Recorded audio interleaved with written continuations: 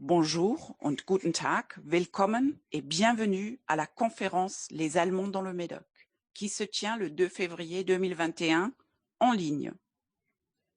Merci à vous, cher auditoire, de vous joindre à nous. Merci à toutes les personnes de Médoc Actif qui ont aidé à réaliser cette conférence et merci à Aléa, Association Littorale Environnement Art, d'avoir porté ce projet. La conférence sera animée par Verena Gräfin von Rödern et nous avons aujourd'hui 6 participants, 6 personnes qui vont nous raconter leurs expériences et leur vie dans le Médoc. Écoutons maintenant Jean-Paul Lescorce. Jean-Paul Lescorce. Je connais le Médoc depuis 83 ans. Mon lieu préféré, c'est la pointe du Médoc. J'aime le Médoc car il y a du bon vin, la senteur des pins, la forêt, l'océan. Je n'aurais jamais cru qu'un jour je sois décoré par l'Allemagne. Le Médoc en 2 phrases. Le Médoc, il y fait bon vivre. Il y a un climat favorable. Vous connaissez le Médoc depuis 83 ans. Oui. On voit que vous êtes un monsieur. Les femmes ne parlent pas de l'âge et on ne croyait pas que vous pouvez vivre si longtemps là-bas parce que vous ne faites pas l'âge. Ah, c'est gentil, je vous remercie. Vous faites des visites des bunkers à Soulac. Oui. Est-ce que vous avez des Allemands qui visitent le bunker? Alors, entre le mois d'avril et le mois d'octobre, mon ami qui est allemand, Ulrich Marwendel, je crois que je vous en avais déjà parlé, qui est prof de lettres, professeur de français, professeur d'université. Donc, il m'amène entre avril et octobre, 1 ou 2 fois par mois, des groupes de 10-20 Allemands qui sont en vacances, qui viennent en vacances en Nord-Médoc et particulièrement à Montalivet, au centre de Renat. Et il me fait les traductions 10 phrases par 10 phrases. Ça va très vite. Il est capable de me remplacer haut la main parce qu'il connaît tous les termes techniques. Donc, je le remercie énormément et je rends hommage à ce monsieur qui est très gentil. Il parle couramment notre langue, bien sûr, puisqu'il est professeur de français. Ah bon. Voilà. Et donc, je pense qu'il va venir, il m'a téléphoné, parce que je lui ai envoyé la copie de votre lettre. Donc, après réception, il m'a téléphoné, il m'a félicité de cette haute distinction que franchement, je n'attendais pas. J'ai été vraiment très surpris. J'en suis très honoré et fier. Voilà. Très bien. Bon, vous avez déjà plus ou moins répondu à une question. Comment vous faites-vous pour communiquer avec les Allemands qui visitent les bunkers? C'est à cause d'un ami qui vient dans les 2 langues. Peut-être maintenant, vous avez aussi écouté tellement les traductions. Je me demande si peut-être vous déjà êtes capable de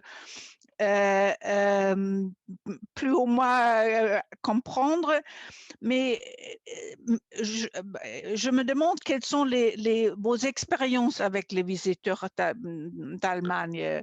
De quelle façon ils montrent d'intérêt, que sont les questions, qu'est-ce que, un peu, oui. Alors évidemment, d'abord je tiens à remercier aussi mes amis Christian et Elke Bettner, ici présent, où nous sommes amis, ça fait déjà pas mal d'années qu'on se connaît, et souvent ils me mettent en relation avec des Allemands. Je ne parle pas la langue, mais je la comprends parce que vous savez aussi que j'ai vécu enfant avec tous les officiers de la Kriegsmarine qui ont investi mon café, la maison natale, le Grand Café Riche, entre le 27 juin 40 jusqu'à la capitulation du 20 avril 1945. J'ai vécu avec ces gens-là. Donc, qui m'ont pris pour... Ils m'ont protégé. C'était la réserve de la Wehrmacht. Donc, j'ai été gâté par tous ces officiers allemands et j'étais le seul Français à rentrer dans leur forteresse. Et j'ai même vu, sans savoir que c'était lui, le maréchal Rommel qui est venu ici à Soulac le 10 février 1944. Ce jour-là, il visite toutes les installations et toutes les batteries d'artillerie de côte et il déclare que tout est opérationnel. Alors, si vous permettez, madame, je peux vous faire le récit. Comment j'ai vu le maréchal Rommel sans savoir que c'était lui? J'avais 7 ans. Je jouais sur mon balcon. Tout à coup, j'entends la musique militaire que j'avais déjà vue et entendue. Je me penche, je les vois arriver.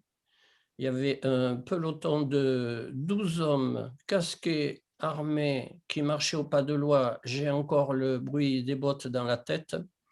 Derrière eux, il y avait, je les ai comptés, il y avait 9, ils étaient 9, les officiers de la Kriegsmarine que je connaissais tous puisqu'ils venaient consommer le soir dans le café de mes parents.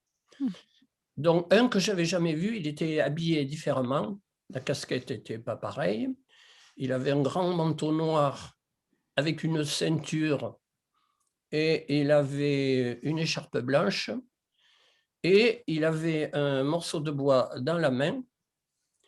Donc, je me suis dit dans ma petite tête de gamin de 7 ans, celui-là, il a dû aller à la plage et il a ramassé un bois flotté. Et en fait, derrière ces officiers, il y avait un autre peloton de 12 hommes qui marchaient au pas de loi en même temps que ceux qui étaient devant. Et ils ont continué leur chemin. Ils sont allés au soldat Tanaïm, c'est-à-dire le foyer du soldat qui se trouvait dans le grand bâtiment qui débouche la rue de la Plage. C'est l'ancien hôtel de la Plage. Aujourd'hui, c'est un restaurant. Un hôtel, c'est plutôt un restaurant qui s'appelle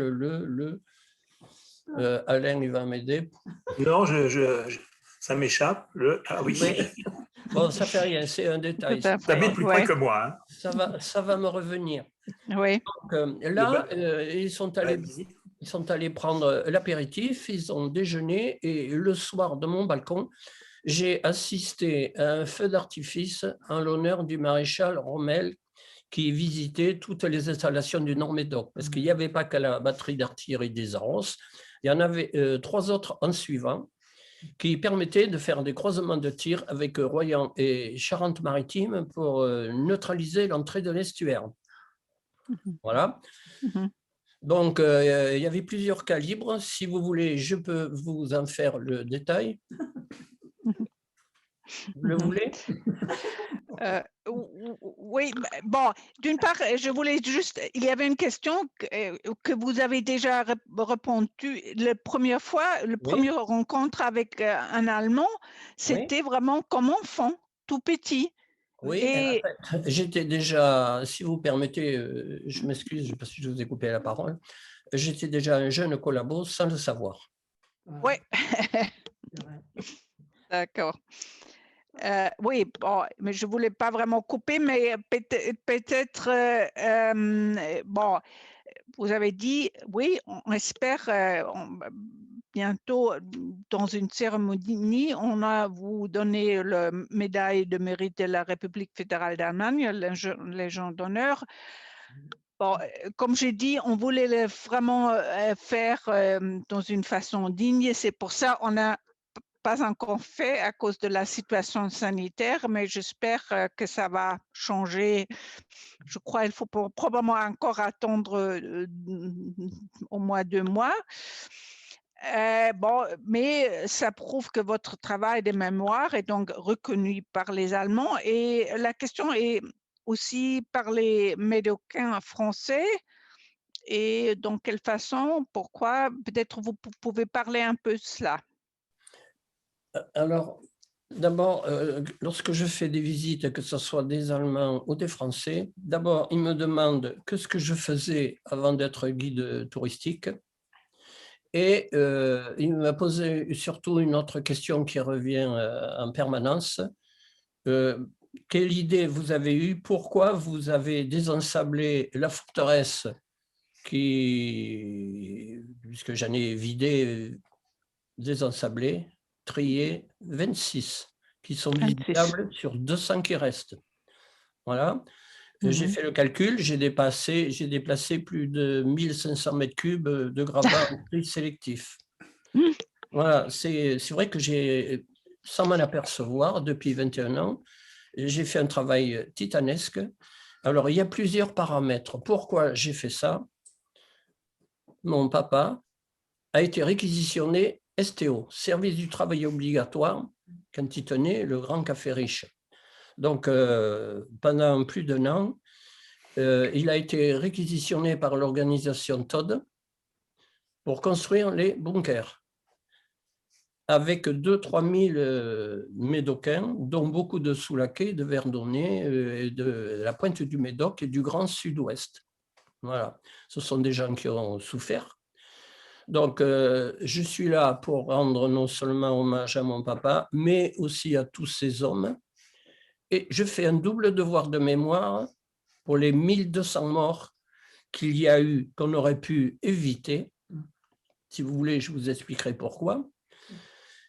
Donc, les 398 forces françaises d'intérieur qui sont tombées avec la brigade Carnot et les, comment on appelle ça, les Nord-Africains, les Somaliens, les Basques espagnols de Guernica, et évidemment les Allemands, au nombre de plus de 600 morts du côté allemand, puisque j'ai vécu avec eux, et comme je représente une association non partisane, apolitique, à devoir de mémoire, à but non lucratif, et donc vous y ajoutez un peu de folie et de la passion, et ça vaut Jean-Paul Escorce. Voilà. Est-ce que j'ai répondu à votre question? Si vous en avez d'autres, n'hésitez pas. Oui, vous avez bien répondu. Je voulais dire une chose, je ne sais pas si vous savez que le fils de Rommel était le maire de Stuttgart. Oui, je sais. Et quand j'étais conseiller économique à l'ambassade, une fois il est venu, il a eu des problèmes de santé.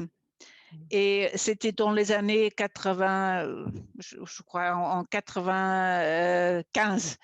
Et je dirais, est-ce que je peux, comme femme, dire à un monsieur, est-ce que je peux aider avec votre valise? C'était une petite valise et il disait seulement, quand je peux plus prendre ma valise, je fais plus de voyage. On pouvait voir, il était un monsieur de cette génération qui n'acceptait pas d'être aidé par une femme, même une femme qui a fait beaucoup d'athlétisme et qui a quand même des forces, mais j'ai bien compris dans cette génération, on ne pouvait pas le faire. Mais c'était vraiment quelqu'un extra, son fils aussi. C'est vraiment... Et, bon, et vous avez quand même l'impression que c'est aussi par le médocain, parce que des fois, il y a quand même des gens, une fois j'ai écouté, pas là-bas, mais quelque part d'autre, qu'il y a des fois des villes qui ne veulent pas trop aller vers cette passé.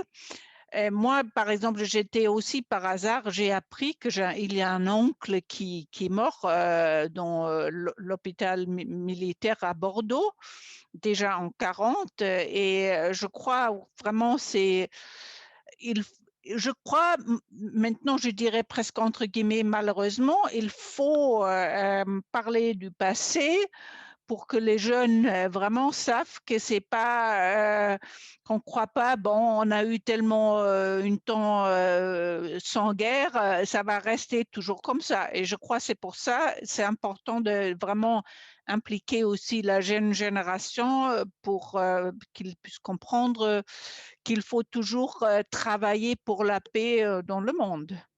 Ça fait partie de mon travail parce que je fais visiter à longueur randonnée, sauf à part le Covid, bien sûr, et les années antérieures, depuis plus de 10 ans, les collèges, les lycées, les écoles, les étudiants qui préparent des masters de patrimoine. J'ai eu l'école, j'ai eu les Italiens, puisque vous parlez l'italien un petit peu. Ouais. Voilà.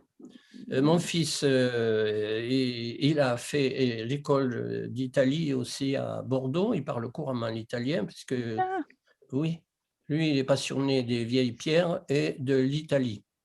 Ah, Voilà. Il est historien du patrimoine. très Donc, bien. il y a un autre paramètre, j'y reviens.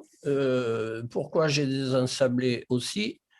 C'est par passion, mais j'ai voulu étudier le fonctionnement de tous ces ouvrages pharaoniques que les Français appellent des blocos. Et alors, je leur explique aux Français, parce que bloc, c'est fermé, house, c'est maison. Donc, c'est une forteresse en bois. Et je leur explique que le bunker, ce que c'est du béton armé, 2 mètres d'épaisseur, ferraillé. Voilà la différence.